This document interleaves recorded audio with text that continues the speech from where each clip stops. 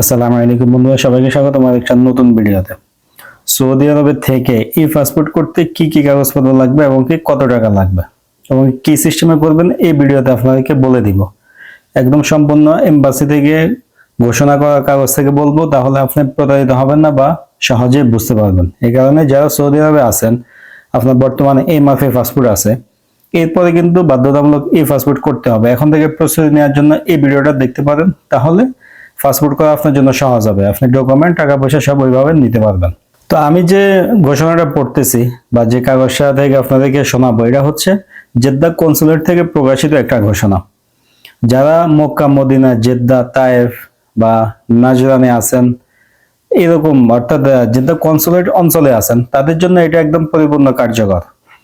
Riyad embassy আন্ডারে যারা পড়ছেন, রিয়াদ সহ দাম্মাম, আল কাসিম, তাদের জন্য আপনার ডকুমেন্ট লেখার ক্ষেত্রে, তথ্য লেখার ক্ষেত্রে একটু এদিক সেদিক হবে, তবে টাকা পয়সা বা নিয়ম সবই এক। আমি পড়ে শোনা এবং কি স্ক্রিনের ছবিটা দিয়ে দিব, আপনারা পড়তে পারবেন। ই পাসপোর্ট অনলাইনে আবেদনের ক্ষেত্রে বা ই পাসপোর্ট করার ক্ষেত্রে প্রথমে ডকুমেন্ট, কি কি ডকুমেন্ট লাগবে এটা আমি বলতেছি।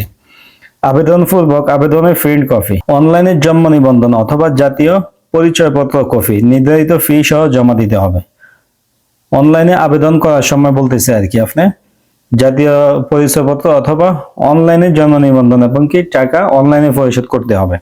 অনলাইনে আবেদনকালে বর্তমান ঠিকানা সৌদি আরব জেদ্দা মিশন নির্বাচন করতে হবে। অর্থাৎ আপনি যখন জেদ্দা কনসুলেটের আন্ডারে আছেন, আপনি অনলাইনে আবেদন করার সময় অবশ্যই জেদ্দা কনসুলেট এটা আপনি মার্ক করবেন, এটাই সিলেক্ট করবেন। আপনি রিয়াদ এম্বাসি সিলেক্ট করবেন না। যারা এম্বাসির আন্ডারে আছেন তারা রিয়াদ এম্বাসি সিলেক্ট করবেন। জেদ্দা মিশন নির্বাচন করতে হবে। এনআইডি অথবা জন্ম নিবন্ধনে উল্লেখিত তথ্যের সাথে বর্তমান পাসপোর্টের তথ্যের মিল না থাকলে এনআইডি অথবা জন্ম নিবন্ধন সংশোধন করতে হবে। যদি বর্তমান এমআরপি পাসপোর্টের সাথে আপনার এনআইডি এবং জন্ম নিবন্ধনের মিল না থাকে, সেক্ষেত্রে আপনি এগুলা অর্থাৎ এনআইডি অথবা জন্ম নিবন্ধনটা সংশোধন করে এরপরে ই পাসপোর্ট করবেন। আসলে এভাবে করাই ভালো, না হলে আপনার কিন্তু পাসপোর্টে সংশোধন হয়ে যাবে। এখন আর পাসপোর্ট আর নতুন পাসপোর্টে আপনি কোনো মিল পাবেন না। আপনার কনসুলেট থেকে এটাই বলতেছে, আপনি ই পাসপোর্ট করতে গেলে আপনার এনআইডি জন্ম নিবন্ধনের তথ্যই কিন্তু দিতে হবে, বর্তমান সাথে মিল না থাকলে এটা সংশোধন করতে হবে।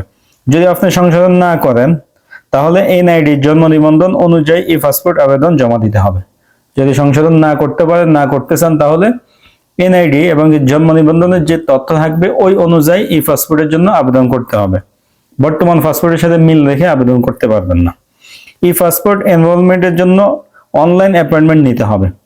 আপনি যদি আমাদের বিভিন্ন অঞ্চলে কনসুলেট টিম আসে, তখন যদি তাদের সাথে এগুলো জমা দিতে চান, সেক্ষেত্রে আপনি 2 দিন আগে, ট্যুরের 2 দিন আগে অনলাইনে অ্যাপয়েন্টমেন্ট বুক করে রাখবেন। যদি বুক না করেন, আপনি কিন্তু তাদের মাধ্যমে আবেদন করতে পারবেন না। এখানে আরো কিছুই আছে, আমি লাস্টে বলে দিব। আমি প্রথমে বলে দিলাম কি কি ডকুমেন্ট। আসলে ডকুমেন্ট বলতে এতটুকুই, এনআইডি অথবা অনলাইন জন্ম নিবন্ধন, এতটুকু থাকলে যথেষ্ট, আপনি কিন্তু এই পাসপোর্টটা করতে পারবেন। তবে বর্তমান পাসপোর্টের সাথে মিল না থাকলে সমস্যা। মিল যদি রাখতে চান, তাহলে এনআইডি অথবা জন্ম নিবন্ধন সংশোধন করে নেবেন। আর যদি আপনি নিজে সংশোধন করতে চান ইচ্ছা করে, তাহলে বর্তমান যে তথ্য আছে ওই তথ্য অনুযায়ী অর্থাৎ এনআইডি অনুযায়ী আবেদন করবেন। এমআরপি পাসপোর্টের সাথে কোনো মিল থাকবে না। এখন টাকা অর্থাৎ খরচ কত লাগবে। লেবার ইকামাধারী, নর্মাল যারা ইকামাধারী আছে, তাদের জন্য 10 বছরের মেয়াদী ই পাসপোর্ট 210, এটা হলো সাধারণ 210 রিয়াল। নর্মাল মানে ইমার্জেন্সি পাসপোর্ট না, নর্মাল যে পাসপোর্ট, সাধারণ পাসপোর্ট জন্য 210 রিয়াল, এবং কি জরুরি ইমার্জেন্সি ভাবে যদি নিতে চাই 315 রিয়াল সৌদি। এটা হচ্ছে খরচ। 210 সাধারণ, স্বাভাবিক যেটা আপনার 20 থেকে 25 দিন বা 1 মাসের মধ্যে চলে আসবে। আর ইমার্জেন্সি হলে 7 থেকে 10 দিন বা এর কম সময় আসতে পারে, এর জন্য 315 রিয়াল দিতে হবে। অন্যান্য ইকামাদারি ফি 520 রিয়াল এবং জরুরি 775। অন্যান্য ইকামাদারি বলতে যারা বিজনেস বিষয় আছে, প্রফেশনে আছে, হাই প্রফেশনে, তাদের জন্য এটা বলা হয়েছে। আমরা যারা নর্মাল কাজের বিষয় নিয়ে আসলাম, আমেল আইডি বা হাউস ড্রাইভার, ডোমেস্টিক পেশা, তাদের জন্য নর্মাল হচ্ছে 210 আর জরুরি হচ্ছে 315। এটা হচ্ছে খরচ। কাগজপত্র এবং খরচ দুইটাই আপনি কিন্তু বুঝছেন কি কি লাগবে। এখন এখানে কথা হচ্ছে, আপনি কি জেদ্দা কনসুলেটে গিয়ে আবেদন করতে হবে? অন্য কোনো সিস্টেম না? হ্যাঁ, সিস্টেম আছে। প্রবাসী সেবা কেন্দ্র যেখানে আছে, সেখানে গিয়ে আপনি আবেদন করতে পারেন, কোনো সমস্যা নেই। অথবা কোনো কম্পিউটার দোকান থেকে যারা বুঝে তাদের মাধ্যমে আবেদন করতে পারেন, সমস্যা নেই। তবে প্রবাসী সেবা কল্যাণ থেকে করলে সব থেকে ভালো। আর অফিসিয়ালি আরেকটা নিউজ হচ্ছে, প্রবাসী সেবা কল্যাণের মাধ্যমে আবেদন করলে তারা কিন্তু পাসপোর্ট আপনার কাছে পৌঁছায় দিবে 25 রিয়াল ডেলিভারি চার্জ হিসাবে। 25 রিয়াল ডেলিভারি চার্জ দিবে বাড়তি, এবং কি পাসপোর্ট আপনি যেখানে থাকেন ওখানে পৌঁছায় দিবে। কারণ কি অনেক সময় আমরা কনসুলেটে যাওয়া, বা আমার এলাকায় একবার এসে ঘুরে গেছে কনসুলেট টিম, আমি দেখি নাই, মিস হয়ে গেছে। সেই ক্ষেত্রে আমি প্রবাসী কল্যাণ সেবা কেন্দ্রে গেলে আমি কিন্তু সহজে পাসপোর্ট নিতে পারবো। আশা করি আপনারা বুঝতে পারছেন। তো সব থেকে গুরুত্বপূর্ণ বিষয় হচ্ছে, যারা যারা এই পাসপোর্ট করবেন এবং কি আপনার এমআরপি পাসপোর্টের সাথে মিল নাই, দয়া করে তারা জন্ম নিবন্ধন এনআইডিটা সংশোধন করেন। এনআইডি সংশোধন কিন্তু বাংলাদেশে এখন চলতেছে, আপনি চাইলে করতে পারবেন। যদি আপনার সৌদি আরবে থাকা অবস্থায় আপনার পাসপোর্ট দুই রকম হয়ে যায়, এমআরপি একরকম, এই পাসপোর্ট একরকম, আপনি কিন্তু ঝামেলা পড়তে পারেন।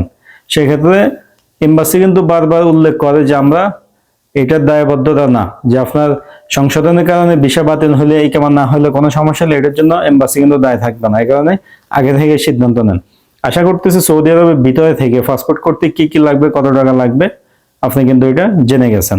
আবেদনটা অবশ্যই অনলাইনে করতে হবে। এই পাসপোর্টের আবেদন অনলাইনে করতে হয়, অনলাইনে না করলে কিন্তু হবে না। দেশে থাকলেও একই সিস্টেম, বিদেশে একই সিস্টেম। তো ভিডিওটা শেয়ার করে দিবেন, সৌদি আরবে যারা আছে তাদের জন্য কিছুটা হলেও উপকার হবে।